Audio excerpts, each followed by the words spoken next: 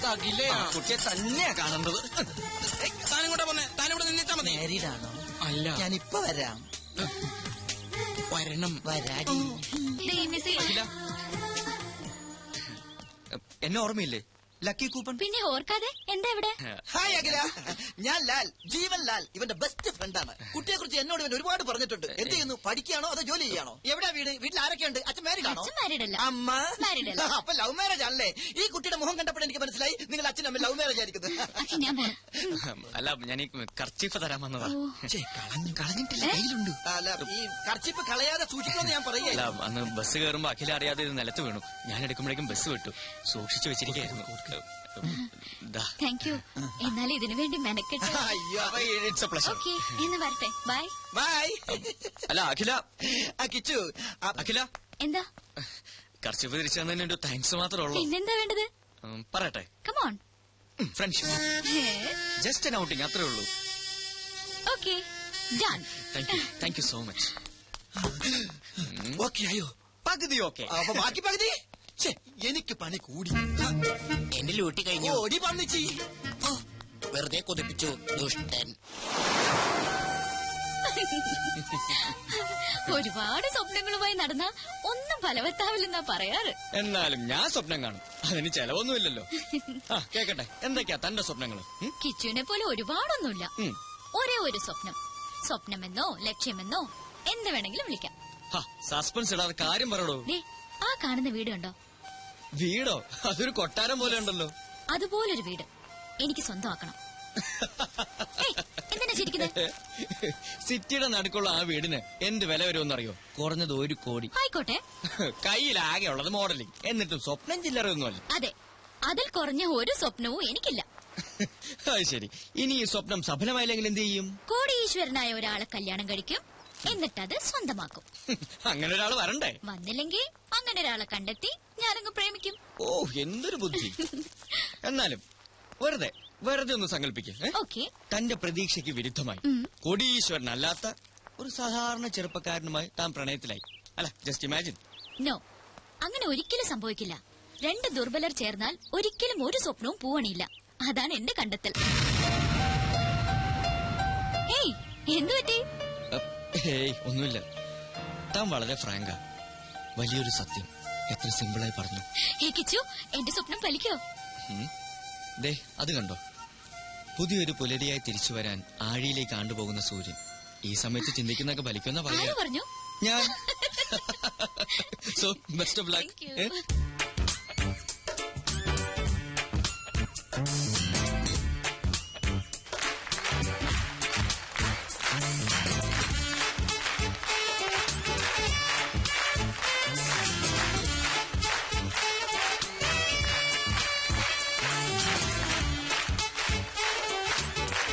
ഇത് കൊള്ളാം. നീ ഇതെവിടെയായിരുന്നു? ഞാൻ സ്റ്റേജിന്റെ പുറകിൽ ഒന്ന് റൂന്ത് കിട്ടി. അവിടെ ആവുമ്പോ മൊത്തമായിട്ട് കാണാമല്ലോ. പല ഷേപ്പിലല്ലേ പീസുകള്. ആദ്യം കണ്ടപ്പോ ഒന്നും പറയണ്ട അറിയാ, കുളിര് കോരിപ്പോയി. അങ്ങോട്ട് പോവാ. വേണ്ട, എനിക്ക് നിന്നെ പോലെ ഈ കാര്യത്തിൽ ആക്രാന്തമില്ല. ഇങ്ങനെ കാണുന്നതാണ് എന്റെ ഒരു സുഖം.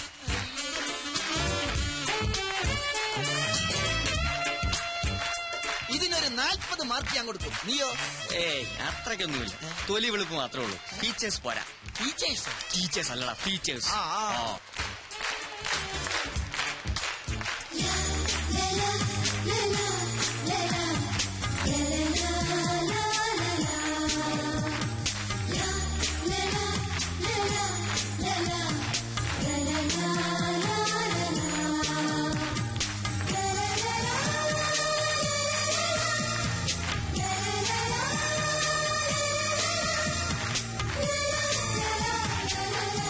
എടാ കിച്ചു, ഇത് നിന്റെ ലക്കി കൂപ്പണല്ലേ?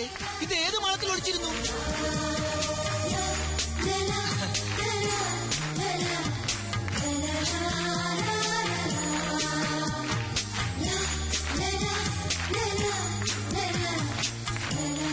ഇതിന്റെ ഫീച്ചേഴ്സ് ഓക്കെ ആണോ?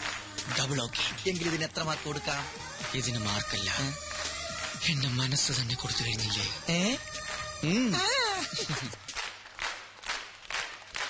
She's nice, beautiful.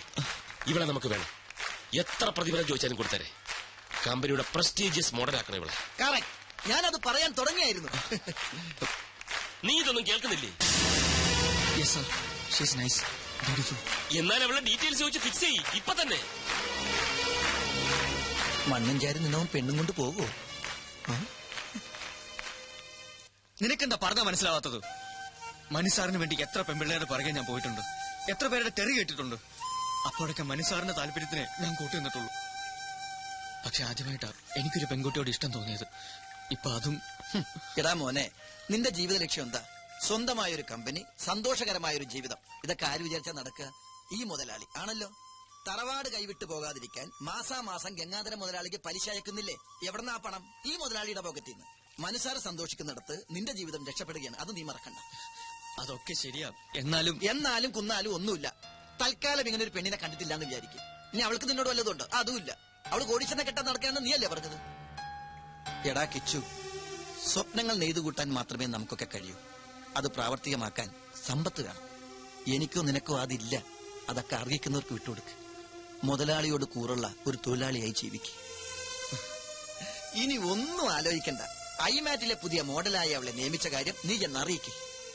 വാട ചക്കരെ.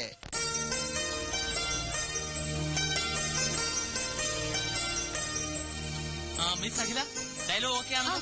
ഷോട്ട് റെഡിയാണ്. കോസ്റ്റ്യൂം ചേഞ്ച് ചെയ്തു. ഓക്കെ, മാർക്ക് ചെയ്തിട്ടുണ്ട്. ശരി സർ. കണ്ണ, ഈ ആംഗിൾ ഫിക്സ് ചെയ്തു. ഓക്കെ. അതെ, ഏത് ആംഗിളാ ഫിക്സ് ചെയ്തിരിക്കുന്നത്? ഇതാണോ ഇതാണോ? എന്തിനാ? കോസ്റ്റ്യൂം കൊടുക്കാനാ. ആംഗിളൊക്കെ ഞാൻ ഫിക്സ് ചെയ്തോളാം. താൻ പോയി കോസ്റ്റ്യൂം കൊടുക്കും. ചേടാ, ആംഗിൾ അനുസരിച്ചല്ലേ കോസ്റ്റ്യൂം കൊടുക്കാൻ പറ്റുള്ളൂ. സോറി മാഡം, ഞാൻ അല്പം തിരക്കിലായി പോയി. എല്ലായിടത്തും എന്റെ ഈ രണ്ട് കണ്ണുകൾ തന്നെ എത്തണം. Costume section, camera section, lighting section. ചുരുക്കി പറഞ്ഞ ഞാൻ ഇവിടുത്തെ ഒരു ഓൾറൗണ്ടറാ. ഇതാ മാഡത്തിന്റെ കോസ്റ്റ്യൂം. കോസ്റ്റ്യൂം അളവ് കറക്റ്റാ. ഇതിന്റെ ബാക്കി എവിടെ? ബാക്കിയാ? ഇല്ല, ഇത്രേ ഉള്ളൂ. അറേബ്യൻ ജ്വല്ലറിയുടെ ആഡ് എന്നല്ലേ പറഞ്ഞത്? അതെ, ആധുനിക നാരിയുടെ ആധുനിക സ്വർണ്ണ സങ്കല്പം. നോൺസെൻസ്. ഇത്തരം ഡ്രസ്സുകളൊന്നും ഞാൻ ധരിക്കില്ല. ധരിക്കില്ലേ? ഇതെന്ത് കൂത്താ? പിന്നെ ആര് ധരിക്കും? ഞാനാ? ലുക്ക്, അതൊന്നും എനിക്കറിയണ്ട. പക്ഷെ ഞാൻ ഇത് ധരിക്കില്ല. ഇങ്ങോട്ട് നോക്കിയേ, കുട്ടി ഇത് ധരിച്ചില്ലെങ്കിൽ മുതലാളിയുടെ പണി കിട്ടുന്നത് എനിക്കായിരിക്കും. ഇല്ലെന്ന് പറഞ്ഞില്ലേ? പോയി ഡയറക്ടറോട് പറ. അതെ, പണത്തിന്റെ പ്രശ്നമാണെങ്കിൽ മുതലാളിയോട് പറഞ്ഞ് ശരിയാക്കാം. തുണി കുറയും തോറും മണി കൂടും. Stop it.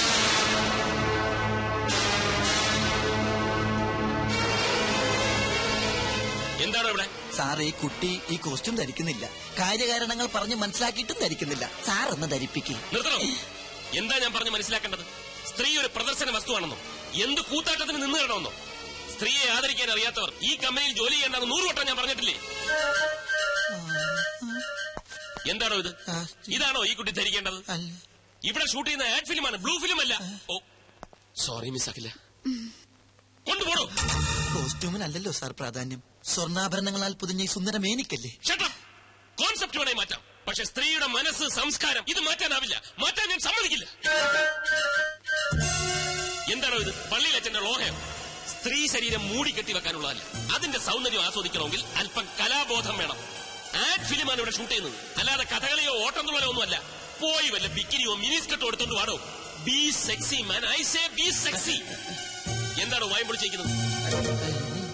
ഇനിയെങ്കിലും സ്ത്രീകളെ ബഹുമാനിക്കാൻ പഠിക്കണം. ഇന്നിന് ഷൂട്ടിംഗ് മതി. പാക്കപ്പ്. പോടോ. സോറി മിസ് അഖില, ഈ മൂഡിൽ ഇന്നിന് ഷൂട്ടിംഗ് വേണ്ട. ഞാൻ കാരണമായി ഇതൊക്കെ സംഭവിച്ചത്. സാറിന്റെ മൂഡ് കളഞ്ഞതിന് ഞാനാ സോറി പറയേണ്ടത്. സാറല്ല, മനു. അങ്ങനെ വിളിച്ചാൽ മതി. നമുക്ക് ഷൂട്ടിംഗ് നാളെ ആക്കിയാലോ? നല്ല മൂഡിൽ. നാളെ? അയ്യോ, നാളെ എനിക്കൊരു എൻഗേജ്മെന്റ് ഉണ്ട്. എന്താ? പേഴ്സണലാ. എന്നാൽ അഖിലേക്ക് ഒഴിവുള്ളത് എപ്പോഴാണോ അപ്പോൾ. ഓക്കെ. Thank you sir. സാറല്ല, മനു. Thank you Manu. ഞാൻ വരട്ടെ. അഖില, തന്റെ ഈ ചിരിയുണ്ടല്ലോ, അതാ ക്യാച്ചിങ്. ചിരിക്കുമ്പോ അഖില കൂടുതൽ സുന്ദരിയാവുന്നു. Thank you Manu. വെൽക്കം.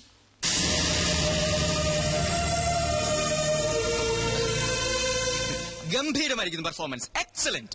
അതൊക്കെ ശരി, പക്ഷെ ചെറിയൊരു പ്രോബ്ലം ഉണ്ട്. എന്താ?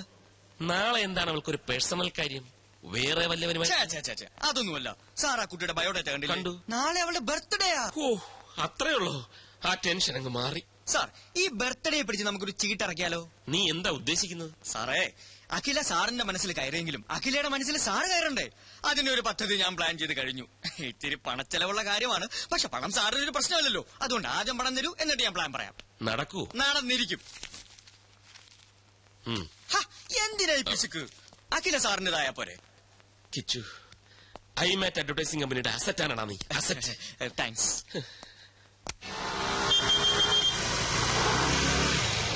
അഖില എന്തിനായിരിക്കും കിച്ചു ഇങ്ങോട്ട് വരാൻ പറഞ്ഞത്?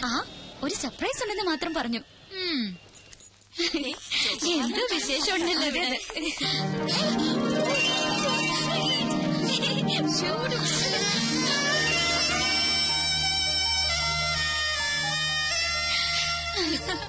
I don't know.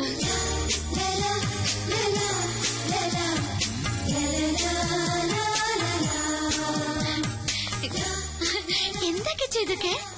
മിസ് അഖില മേനോന് പിറന്നാൾ സമ്മാനം. അതിന് ഇന്നെന്റെ പിറന്നാളാണെന്ന് എങ്ങനെ അറിഞ്ഞു? ഞാൻ അറിഞ്ഞില്ല, പക്ഷെ മനുസാർ അറിഞ്ഞു. That is മനുസാർ. മനുസാറിന്റെ വകയാണ് ഇതെല്ലാം.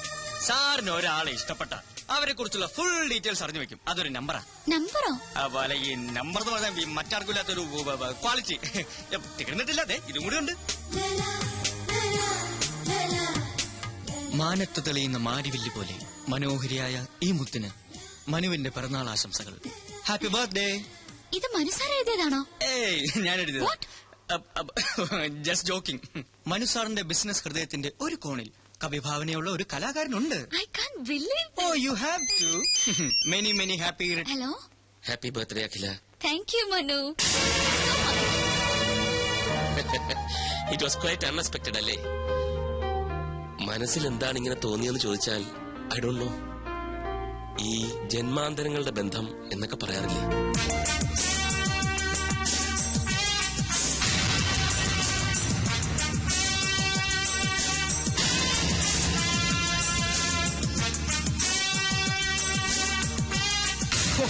സാറിനെ ഞാൻ സമ്മതിച്ചിരിക്കുന്നു. നിമിഷം കൊണ്ടല്ലേ ആ പെണ്ണിനെ കയ്യിലെടുത്തത്. വശീകരണത്തിൽ സാറ് മാസ്റ്റർ ബിരുദം എടുത്തിട്ടുണ്ടോ എന്ന് പോലും സംശയമുണ്ട്. വർമാജി, ഇതിന് വലിയ ബിരുദമൊന്നും വേണ്ട. ചില ചില്ലറ പൊടിക്കൈകൾ മതി. ആദ്യം നമ്മളൊരു ജെന്റിൽമാനാണെന്ന തോന്നലുണ്ടാക്കണം. പിന്നെ അവരുടെ സൗന്ദര്യത്തെ ഒന്ന് പുകഴ്ത്തി പറയണം. മൂന്നാമതായിട്ട് കുറച്ച് ചില്ലറ എറിയണം. സംഗതി ക്ലീൻ. പക്ഷെ ഇതൊരു റെയർ കേസാ. ലൈഫിൽ ഒരുപാട് അംബിഷൻസ് ഉള്ള പെൺകുട്ടിയാണ് അഖില. വർമാജി നോക്കിക്കോ, ഞാൻ അഖിലെ ഐമാറ്റ് അഡ്വർടൈസിംഗ് കമ്പനിയുടെ അസറ്റാക്കി മാറ്റും. Oh, it's getting late.